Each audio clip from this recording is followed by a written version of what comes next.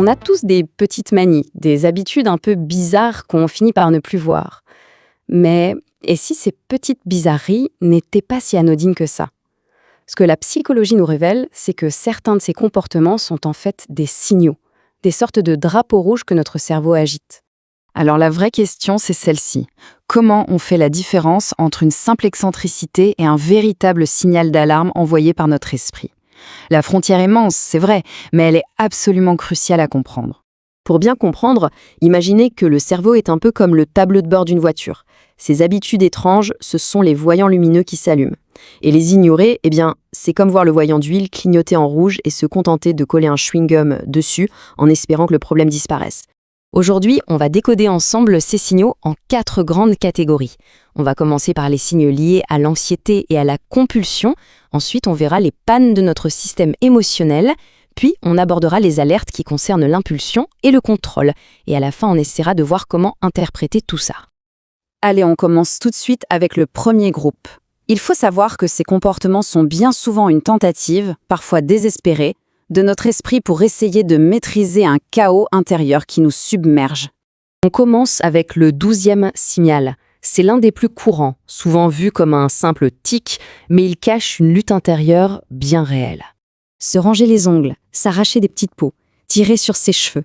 En psychologie, on appelle ça des comportements répétitifs centrés sur le corps. Le mécanisme derrière ça, c'est une sorte de transaction terrible. Le cerveau va échanger une angoisse diffuse contre une toute petite dose de soulagement immédiat. Le problème, c'est que le prix à payer, c'est souvent la honte et parfois même des cicatrices physiques. Cette quête de contrôle peut aussi prendre une forme beaucoup plus organisée, presque ritualisée. Et là, ça peut vite devenir une véritable prison mentale. Et là, attention, il faut bien faire la différence. Le fait de vérifier la porte 10 fois ou d'exiger que tout soit parfaitement symétrique, ça peut passer pour de la prudence. Mais en réalité, ce sont des compulsions souvent liées à un TOC. Le cerveau invente des règles pour tenter de calmer une angoisse. Le truc, c'est que ce calme ne dure que quelques secondes, avant que l'anxiété ne revienne encore plus forte. Parfois, ce besoin de contrôle ne se porte plus sur des gestes, mais sur des objets. Et c'est là que l'attachement devient le symptôme d'une peur bien plus profonde. Quand le désordre devient une véritable forteresse d'objets inutiles, on parle de silogomanie ou trouble de l'accumulation. Cette citation l'illustre parfaitement. Pour la personne qui en souffre, le cerveau attribue une valeur émotionnelle immense aux objets. Jeter quelque chose, ce n'est pas juste se débarrasser d'un truc, c'est comme perdre une partie de soi. C'est un attachement qui est totalement dicté par la peur. On passe maintenant à notre deuxième grande catégorie. Ici, les signaux révèlent une sorte de déconnexion, soit par rapport à soi-même, soit par rapport aux autres. Une sorte de panne de courant dans notre système émotionnel. Le premier signal de cette catégorie est particulièrement douloureux, parce qu'il isole complètement. Il a le pouvoir de transformer le monde entier en un lieu hostile. Être constamment persuadé que les autres sont là pour nous nuire, qu'ils complotent dans notre dos, ce n'est pas de la vigilance, c'est une tendance paranoïaque.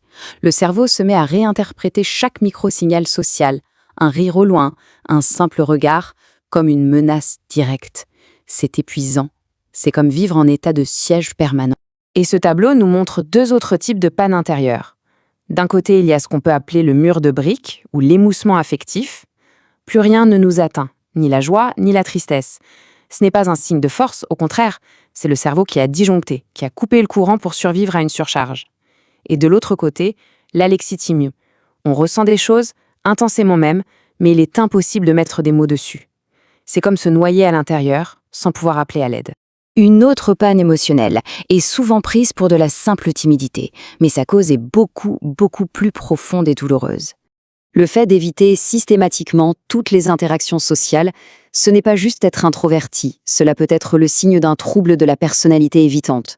Ici, la peur du rejet est amplifiée par le cerveau à un niveau extrême, à un point tel que s'isoler complètement semble être la seule option sécurisante, la seule façon de ne pas souffrir. Allez, on attaque la 3e partie. On va parler maintenant des comportements qui sont marqués par un manque de retenue, un manque de filtre. Ici, on peut dire que c'est le système de freinage du cerveau qui est défaillant. Et là, on a un trio de chocs, 3 alertes qui sont toutes liées à cette défaillance du système de freinage. D'abord, le menteur pathologique. Il ne s'agit pas de malhonnêteté, son cerveau est devenu physiquement accro à la dopamine libérée par l'acte de mentir. Ensuite, la personne toujours active. Son système de récompense est comme bloqué sur on, un signe possible d'hypomanie. Le crash qui suit inévitablement n'est pas de la faiblesse, c'est juste le coût de ce pic d'énergie. Et enfin, le boulet de canon humain, celui chez qui le bouton stop du cerveau semble ne plus fonctionner, ce qui mène à des décisions impulsives, parfois dévastatrices. Parfois, ce manque de contrôle ne se voit pas dans l'action, bien au contraire. Il se cache derrière une forme d'inaction, masquée par une façade d'intelligence. C'est le profil du collectionneur de faits qui n'agit jamais. La connaissance n'est pas utilisée comme un outil pour évoluer, mais comme un bouclier pour protéger une estime de soi très fragile.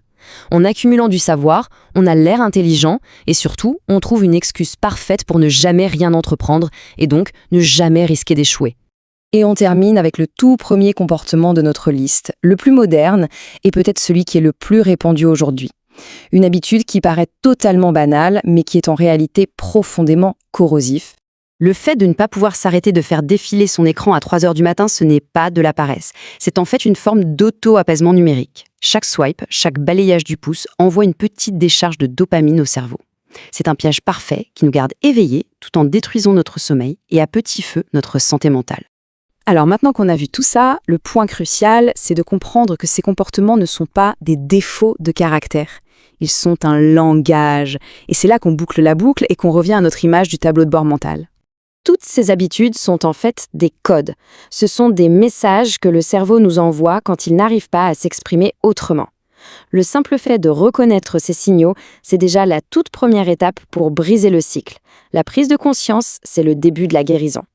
La vraie question à se poser n'est donc pas tant « pourquoi je fais ça ?», mais plutôt « quel voyant mon cerveau est-il en train d'allumer en ce moment ?»